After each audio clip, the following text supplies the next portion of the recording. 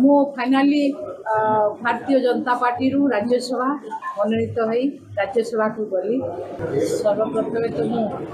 जगतर नाथ प्रभु जगन्नाथ को अशेष अशेष अनेक अनेक प्रणाम जनइबी एवं मोर ओडावासी को अनेक अनेक प्रणाम जनइबी।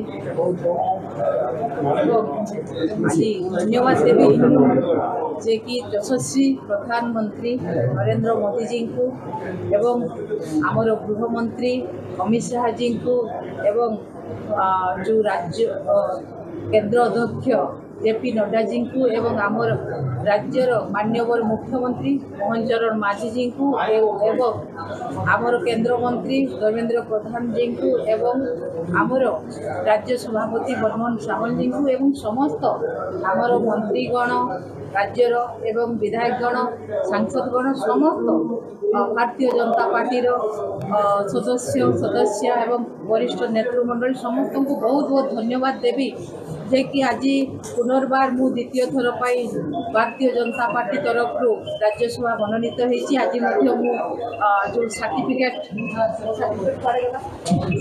सर्टिफिकेट मत आज प्रदान कराई तेणु मु फाइनाली भारतीय जनता पार्टी रु राज्यसभा मनोनीत हो राज्यसभा को गली। तेणु बहुत बहुत धन्यवाद समस्त को समस्त मीडिया बंधु एवं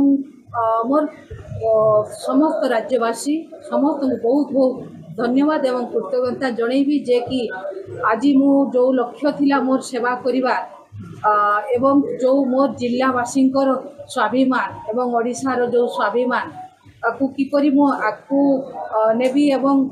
तांकर जो लक्ष्य रही जो तांकर डेवलपमेंट पाई कहतु जे कौन सी जो मो समाज कथा कहतु सबू क्षेत्र में किपरि मो ओडिशावासी सेवा करि पारिबी ओडिशावासी को किपरि आकु नहीं पारिबी। तेणु जो द्वितीय बार मु आज सुजोग पाइछि तेणु बहुत बहुत धन्यवाद जनइबी समस्त को एवं मोर भारतीय जनता पार्टी समस्त नेतृमंडली वरिष्ठ एवं माननीय आमर मुख्यमंत्री सीएम साहब को एवं केंद्रीय समस्त नेतृमंडली को बहुत बहुत अशेष धन्यवाद। मतदान पूर्व बीजेडी टिकेट रे जाइथिले बीजेडी स्टाम्प रे जाइथिले बीजेपी स्टाम्प रे स्वर उठेबारे कोन फरक रहइबो? देखंतु मु जो 4 वर्ष थिली 4 वर्ष आपण माने देखिबे मोर प्रोफाइल को मु निश्चित भाव प्रत्येक सेशन रे मोर जिलावासी राज्यवासी भी करिछि किंतु विशेष करी मोर जिल्लार जो समस्या रही सर उत्तोलन करिछि। जो दाबी मु रेलवे कथा कहतु स्वास्थ्य कथा कहतु आमर जातीय राजपथ कथा कहतु शिमिलीपाल कथा कहतु मो समाज जो कुर्मी समाज अच्छे कुर्मी समाज कथा कहतु कि आदिवासी कथा कहतु सबू क्षेत्र में मु सब बेले स्वर उत्तोलन करि आछि समस्त जो मु जेते सबू करी से गुड़ा प्राय किछि किछि सक्सेस हेछि किछि सक्सेस हेनी। मु जो आज द्वितीय बार भारतीय जनता पार्टी तरफ जो जाइछि राज्यसभा को मु आशा करुछि निश्चित भाव जो सब मोर समस्या रही जो स्वर आमर मयूरभंजवासी स्वर ओडिशावासी स्वर रही निश्चित भाव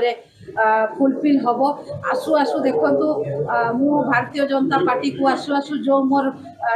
रेलवे विकास कथा मु 4 वर्ष धरिकिना बारंबार कही आसी जे कि बांगरी बची गरु मैसाणी बादामपाड़ा केउझर एवं आमर चाकुलिया बुढ़ाबड़ा मु आसबार गोटे दिन होती कि नहीं मोर 3टी जाक प्रकल्प मंजूर होती सहित काम भी बहुत शीघ्र आरंभ हो जो मोर मयूरभंजवासी इच्छा आशा थिला जे रेल सेवा से वंचित थे